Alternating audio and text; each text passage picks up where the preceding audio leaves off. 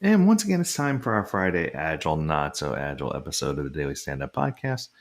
And I want to talk about a topic that's rather interesting.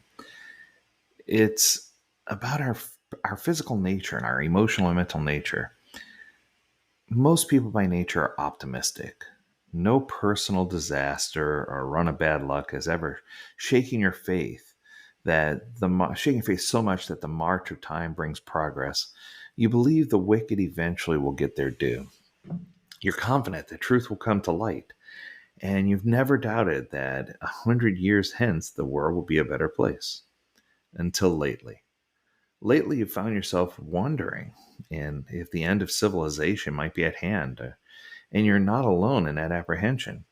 Pessimism drifts in the air like a virulent pathogen infecting multitudes. The media, social media, deliver daily reports of contemptible politicians, enraged mobs, religious fanatics, and failed states, widespread unemployment, ecological catastrophe, etc., etc., etc. A friend has been goading you to buy weapons and plenty of ammunition before it's too late. However you parse it, the future looks increasingly grim. What happened? How did all this collective despair displace the easy confidence of recent memory? The technological miracles of our enlightened age were supposed to banish ignorance and alleviate human suffering. It was only a few decades ago that the Berlin Wall came down, prompting Francis Fukuyama to announce the triumph of Western ideals over the forces of tyranny and proclaim that war had become obsolete. What we may be witnessing, Fukuyama famously gushed, is not just the end of the Cold War, but the end of history as such. That is the end point of mankind's ideological evolution. What happened, say Fukuyama detractors, is that his giddy post-historical prophecy failed to account for the second law of thermodynamics, the scientific principle that explains why an ice cube melts when placed in hot espresso, and why you can remember the past but can't foresee the future. Reduced to its essence, the second law ordains that entropy increases over time. Or to put it another way, deterioration, disarray, and disintegration are written into the cosmic bargain. Things fall apart. The center cannot hold. Progress inevitably leads to annihilation. It's the supreme paradox. According to the second law of thermodynamics, the Earth is ultimately destined to become a wasteland, devoid of life, an outcome that's beyond dispute. The end of the world isn't slated to occur anytime soon, however, although the entropy of the cosmos is irreversibly on the rise. The entropy of its constituent systems fluctuates up and down at varying levels. Incongruously, disorder retreats in some provinces of the firmament, even as it relentlessly advances its aggregate. Rain occasionally falls on the Sahara. Mothers give birth amid the devastation of earthquakes and war zones. Empires fall and are superseded by new empires. The second law of thermodynamics decrees that the ice in your vodka tonic will melt, but the freezer in your kitchen will create new ice cubes, as long as it's drawing energy from an outside source, thereby boosting the entropy in some other corner of existence. The second law of thermodynamics, in other words, does not stipulate a nonstop slide into the abyss. The ride down is likely to be unhurried and uninterrupted, or yes, interrupted, by any number of uplifting diversions. The final, unsparing destination probably won't be reached until long after your charmed life has run its course. Which doesn't mean your current angst should be dismissed or as unwarranted paranoia. Most people in your privileged Western milieu have spent their entire lives inside a bubble of peace and prosperity. But to believe la dolce vita will continue forever is delusional. Sooner or later, the party always ends. Every great civilization since antiquity has gone into decline, and you can't really pin the blame on entropy. The fault, dear Brutus, is not in the second law of thermodynamics, but in ourselves. Ordinary human behavior has proven to be more than sufficient impetus for war, economic collapse, and a myriad of other far-reaching calamities.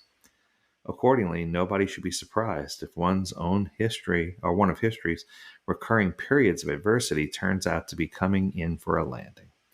And it would be naive to presume that such a downturn, wherever it arrives, will be brief. The era christened the Dark Age by Francesco Petrarch afflicted Europe from the fall of Rome until the Renaissance, a span of some 900 years. For all anyone knows, we might be witnessing the onset of a similarly protracted spell of gloom. Predicting the future is a fool's errand, of course, but whatever lies ahead, you can take some comfort in the weedy resilience of our species. If the world is in fact teetering on the brink of a new dark age, Homo sapiens will not lack for strategies for coping.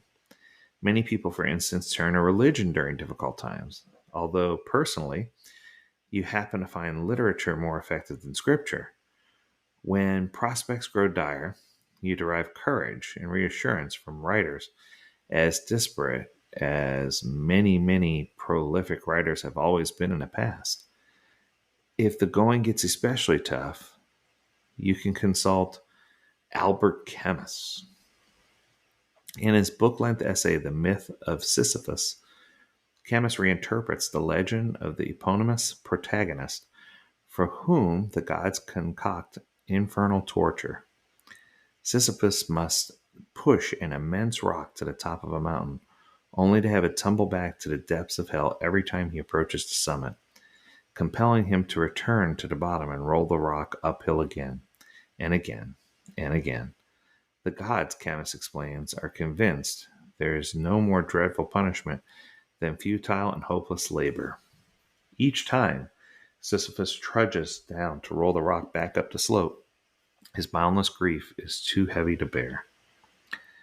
Be that as it may, when Sisyphus manages to wrap his mind around the inescapability of his predicament and takes responsibility for it, he is liberated from his torment. He thereby subverts the twisted pleasure that the gods derive from inflicting futile sufferings and makes himself a master of his own destiny, even as he continues to push the boulder up the mountain for eternity. Sisyphus determines that all is well, despite the ceaseless misery he must endure. The struggle itself towards the heights is enough to fill a man's heart, Camus observes. One must imagine Sisyphus happy. As an elderly alpinista, you've spent more than half a century struggling on high escarpments, inventing purpose out of hardship and conjuring meaning from otherwise senseless acts. For Sisyphus, to be contented as he toils beneath his rock doesn't strike you as far-fetched.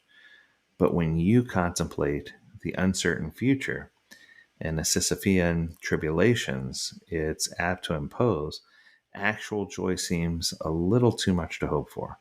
All things considered, you'd settle for stoical resolve. This was a beautiful article written by John Crocker. I really appreciate it. And it was pointed out to me to read to you. It's titled Embrace the Misery. And I think it's a dark, unfortunate list of where we are, and it gives you some level of logic about how we got there and why. But my hope, my charge for hope, is that just because it's written this way doesn't mean it has to be this way.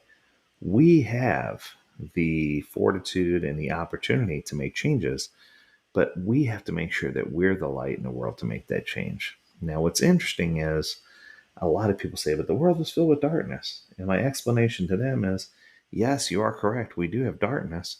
But when do stars shine the brightest? I don't know if you've ever been to a dark area before, but it requires darkness to see the stars, every star in the firmament, shine as bright as it possibly can.